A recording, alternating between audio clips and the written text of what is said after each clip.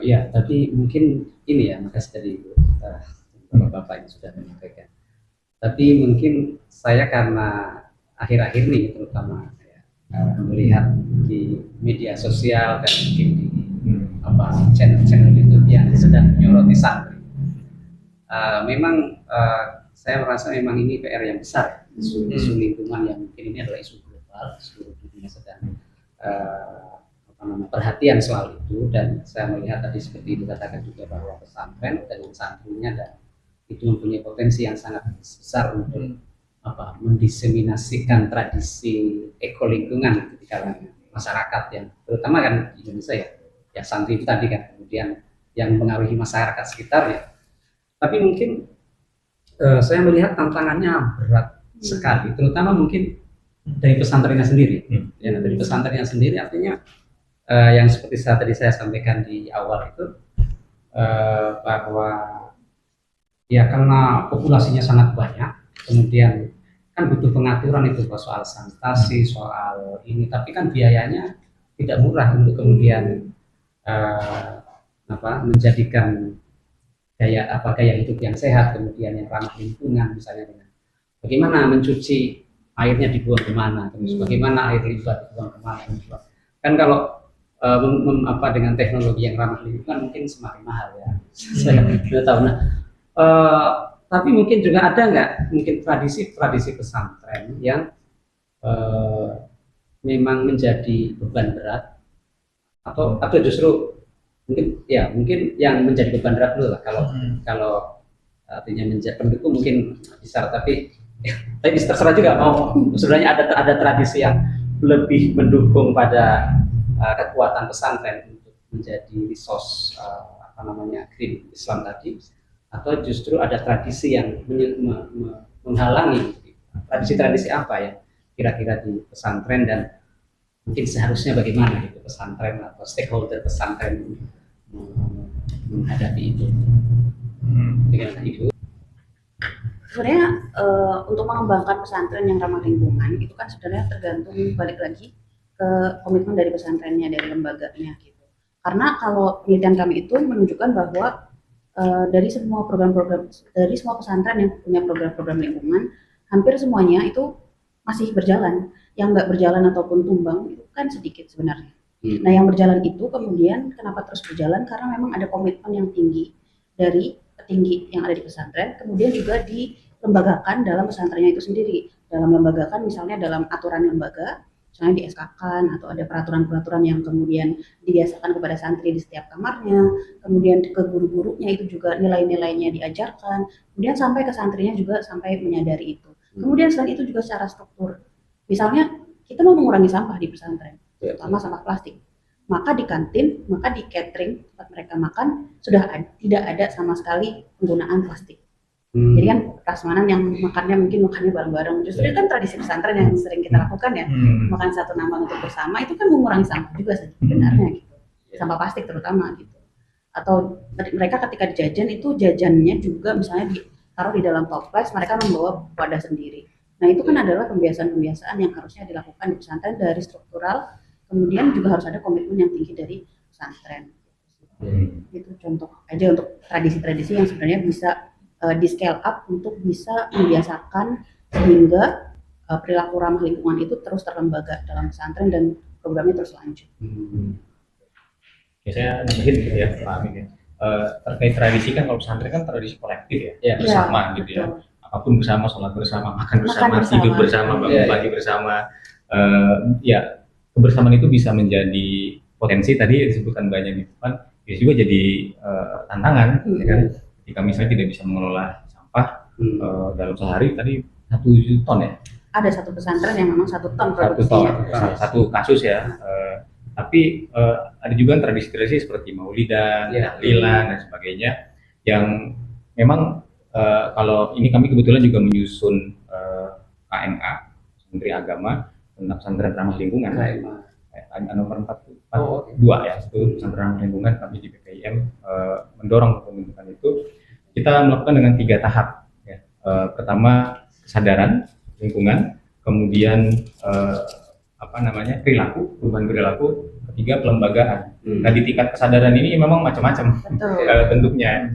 Tradisi Maulid misalnya itu kan kolektif. Iya, iya. Ada sampah juga di situ berpotensi, air mineral dari gelas dan sebagainya yang memang plastik gitu kan. Nah, di Madura ini salah satu success story-nya karena ramah lingkungan, itu kiainya mencontohkan itu. Jadi mencontohkan hal yang baik ya. Ketika mungkin tradisi pesantren pada umumnya mengadakan tahlilan, maulidan dan sebagainya itu menggunakan plastik. Nah, kiai di Madura di Anukoya itu menggunakan tumbler. Dan dia menyerukan supaya ketika ngaji bersama jangan bawa plastik. Jadi saya kira tradisi itu, tradisi kolektif itu ya baik tradisi sehari-hari di pesantren maupun tradisi seperti tahlil, maulidan, barzanji yang bersama-sama dilakukan itu jadi ruang netral yang bisa dimasukin kiai-kiai atau asatid atau ibunya yang punya kesadaran lingkungan untuk sosialisasikan, mendakwahkan Islam yang ramah lingkungan. Seperti itu saya kira. Dalil-dalilnya juga banyak ya Pak Tes ya. Terkait bagaimana dakwah lingkungan ya, misalnya dicontohkan salah satu kiai itu mencontohkan kalau kita sayang Nabi Muhammad ya, tapi Anda memotong menebang pohon ya, kan Nabi Muhammad itu lahir hari Senin dalam tradisi Islam seperti itu kan. Sementara hari Senin dalam suatu riwayat itu hari diciptanya tumbuhan. Nah, hadis ayat yang seperti itu ya bisa disampaikan dalam tradisi kolektif pesantren. Gitu, saya kira yang bisa jadi mungkin tantangan kalau memang kesadarannya masih minim, tapi kalau punya kesadaran yang cukup baik itu bisa menjadi ruang yang positif buat mensosialisasikan Islam dengan ramah lingkungan gitu, Pak. Jadi sebenarnya kalau bicara pesantren kan kita bicara sebenarnya komponen pesantren, unsur pesantren itu apa saja. Dan yang paling sentral kan sebenarnya kiai ya. Jadi kalau bicara pesantren sebenarnya kita bicara ada satu sosok terutama di pesantren tradisional ya, yang cukup powerful, berpengaruh, sentral, yang semua keputusannya itu ya akan diikuti. Nah, jadi kalau tadi disebut ada komitmen yang kuat, itu akan bagus kalau kiainya memang punya komitmen, karena semua struktur di bawahnya itu akan mengikuti.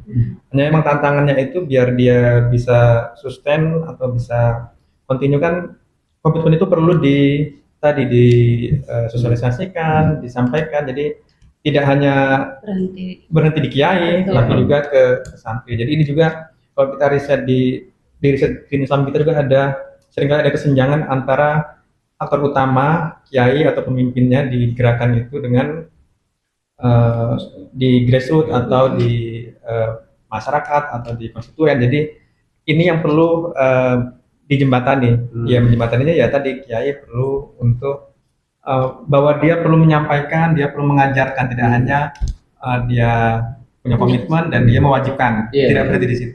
Jadi kalau itu bisa, nah itu akan menjadi kunci bagaimana gerakan lingkungan ini benar-benar membumi ya, tidak berhenti di kiai tapi juga bisa menjadi kebiasaan santri, dan santri punya pengetahuan, pemahaman yang sama dengan kiai tentang perlunya menjaga lingkungan. Itu salah satu contohnya ada di Jawa Barat, Pak. Jadi karena dia sampai punya kalpataru segala macam, tapi begitu beliau meninggal, komitmennya itu tidak ditularkan selama beliau hidup, tidak ditularkan ke jajaran di bawahnya, sehingga komitmen lingkungannya berhenti di beliau saja. Dan ketika beliau meninggal, maka pesantrennya tidak melanjutkan lagi program lingkungannya. Itu karena ini yang di Sukabumi. Saya tidak menyebutkan namanya. Jadi memang harus ada komitmen itu, tidak boleh berhenti di satu orang, apalagi pemimpinnya saja. Harus sampai jajaran di bawahnya, harus sampai santri. Nah, ini soal tadi menjembatani dan soal dan supaya tidak berhenti hanya ya, karena tradisi pesantren biasanya kalau tokohnya sudah tidak ada ya tidak teruskan ya. Mungkin berarti kan perlu ada intervensi negara. Tapi maksud saya mungkin saya ingin tanya sejauh ini polisi negara terhadap aparatnya soal pada pesantren supaya mungkin lebih ramah lingkungan itu sejauh ini bagaimana? Apakah sudah cukup ataukah kurang ataukah mungkin perlu ditambal di sana sini? Ya mungkin saya sedikit sharing tentang jadi PPM juga sedang melakukan capacity building terkait bagaimana menginsersi menyelipkan materi tentang lingkungan perubahan iklim di kurikulum pengajaran. Jadi itu kita lakukan di perguruan tinggi karena kita melihat bahwa kita berharap sebenarnya itu dilakukan oleh Kementerian Agama. Jadi Kementerian Agama mewajibkan untuk semua kurikulum ada upaya memasukkan materi tentang lingkungan dan perubahan iklim, dan tapi itu kan belum ada kebijakan yang nasional ya. Nah, PPA memulainya dengan melakukan itu capacity building. Kita awali dengan riset bahwa itu belum dilakukan di banyak kampus perguruan tinggi Islam. Dan setelah kita mengetahui itu, kita melakukan capacity building. Jadi kita mengajak dosen-dosen untuk mulai memasukkan materi lingkungan perubahan iklim di bahan ajarnya, terutama di dosen-dosen agama. Gitu. Dosen umum kan mungkin di materi biologinya sudah ada, atau di materi yang terkait dengan apa fisika dan lain-lain. Dosen-dosen agama ini yang perlu, karena tadi kita punya keyakinan bahwa agama itu bisa menginspirasi, bisa menjadi motivasi, bisa menjadi basis bagi gerakan lingkungan, terutama kepada kaum agama yang memang menjadikan agama sebagai sumber utama ajaran kehidupan ya. Dan dengan begitu kita berharap itu bisa menyebarkan. Jadi mungkin kalau pemerintah mau ya kurikulum salah satunya yang perlu. Belum ada sekarang. Ada mungkin inisiatif sektoral ya. Beberapa pesantren juga sudah memasukkan kurikulum tentang lingkungan gitu. Jadi tapi bahwa ada instruksi nasional dari Kementerian Agama itu kita belum lihat. Nah, mungkin ya Kementerian Agama mengharuskan ya pesantren ini menyediakan pembuangan limbah mana itu, model sanitasi, model bangunan beberapa tanah yang harus dibangun, kemudian untuk RTH, ada gitu, belum ada. Kalau fasilitas gimana? Kalau fasilitas, kalau dari segi kurikulum kita belum lihat. Mungkin dengan adanya gerakan ekologi mungkin nanti pemerintah ataupun dengan agama kan secara lebih khusus ya untuk berupaya agar kurikulum juga dimasuki isu lingkungan dan kurikulum perguruan tinggi Islam maupun pesantren. Cuma kalau apakah itu masuk di persyaratan pendirian pesantren, fasilitas, apakah pesantren harus memiliki itu coba saya sih belum ada. Tapi kayaknya tadi sempat menyampaikan setiap minggu ada pesantren. Oh, itu memang kan datanya seperti itu. Mau tentu dia pesantren ramah lingkungan.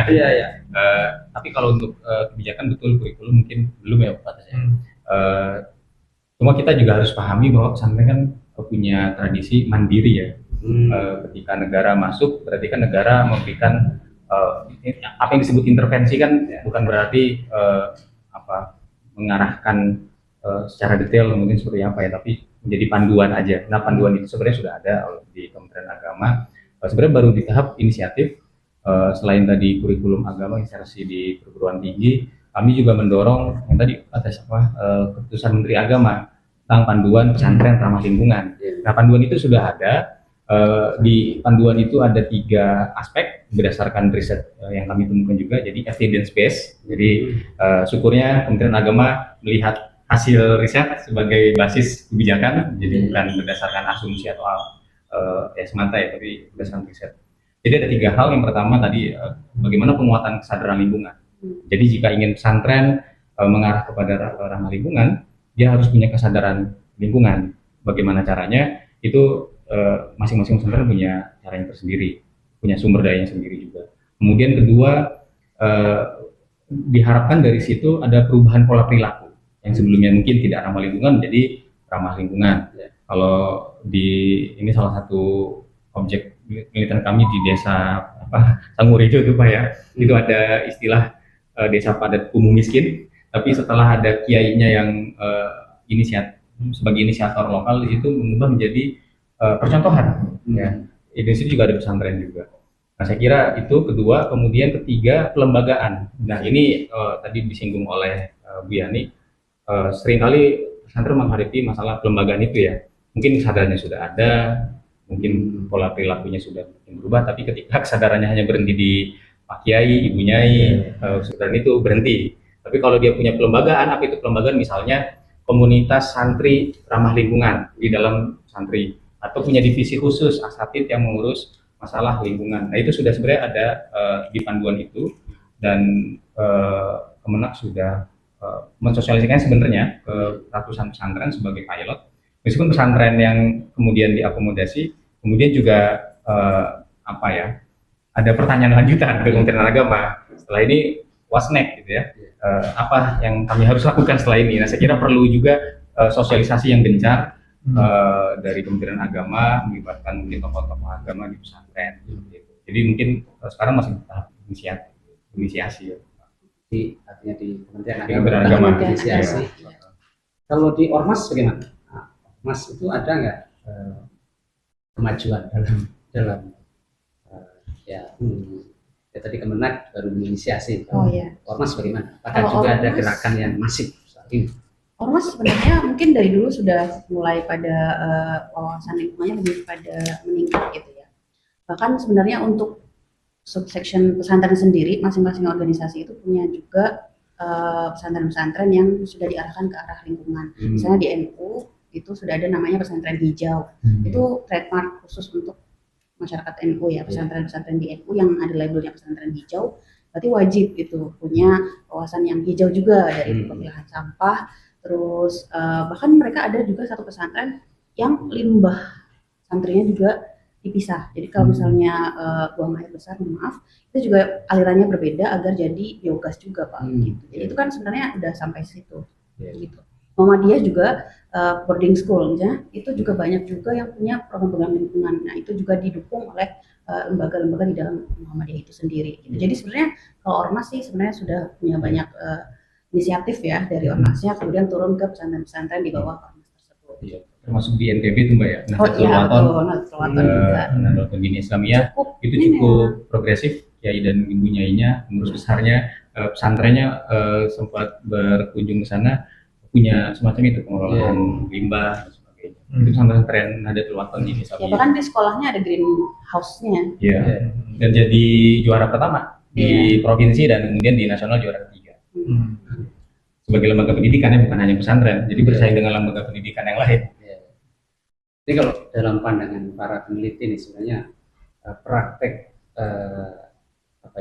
praktek hidup atau tradisi apa di pesantren yang paling susah mungkin terhadap ramah lingkungan? Apakah plastik, apakah sampah makanan, ataukah sampah manusia atau limbah manusia maksudnya? Kan sampah manusia, limbah manusia atau apa kira-kira? Kalau saya dulu ya, kalau di perempuan sebenarnya karena saya juga pernah mengalami jadi santri ya, limbah dari datang bulannya perempuan itu adalah salah satu sampah yang memang tidak bisa terurai dan tidak bisa didaur ulang juga. Nah itu adalah permasalahan yang tidak hanya di pesantren sebenarnya, itu adalah permasalahan yang real dan susah untuk bisa ditangani.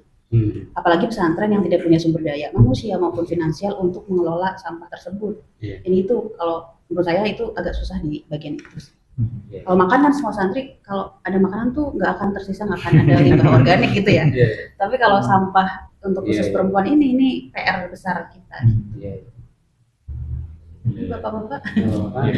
Ya kalau pesantren secara khusus saya kira ya saya melihat pesantren dia juga sekolah atau ya manusia di sana kan sebenarnya manusia yang sama juga yang di luar pesantren, jadi berhadapan dengan plastik tadi, dengan isu perempuan tadi, terus apalagi sisa makanan dan itu juga yang dihadapi oleh masyarakat di luar juga. Jadi kalau kita bicara apakah itu budaya pesantren, saya kira ya bukan ya. Jadi sebagai sebuah institusi justru pesantren kalau menurut saya sih bisa menjadi kekuatan untuk gerakan lingkungan, justru bukan menghambat. Karena justru mungkin ya dari pesantren itulah anak-anak dididik gitu ya dengan kebiasaan-kebiasaan tertentu yang kalau kebiasaan yang ramah lingkungan itu diterapkan itu otomatis berdampak kepada santri dan santri mungkin nanti berdampak kepada masyarakat karena mereka keluar juga banyak yang jadi guru ngaji, banyak yang jadi kepala desa. Jadi kita sepakat saya kira ya bahwa pesantren dan santri itu punya modal dan potensi yang sangat besar untuk menanamkan nilai-nilai dan tradisi ramah lingkungan di masyarakat Indonesia. Tapi juga saya kira tadi kita masih melihat banyak tantangan-tantangan yang memang dihadapi oleh santri dan pesantren dalam mensukseskan hajat dan keinginan besar masyarakat global dalam berhadapan dengan kerusakan lingkungan, eksploitasi dan saya kira cukup dulu untuk tema soal pesantren. Mungkin lain kali bisa dilanjutkan di tema yang lain. Saya ucapkan terima kasih yang sebesar-besarnya kepada Bapak Ibu yang bisa hadir. Mudah-mudahan kita bisa bersama lagi di lain kesempatan. Kita cukupkan podcast pada siang hari ini. Saya dari Rumah Moderasi Beragama yang Manado mengucapkan terima kasih sekali lagi dan mohon maaf bila ada kekurangan. Kita cukupkan di sini. Assalamualaikum warahmatullahi wabarakatuh. Waalaikumsalam warahmatullahi wabarakatuh.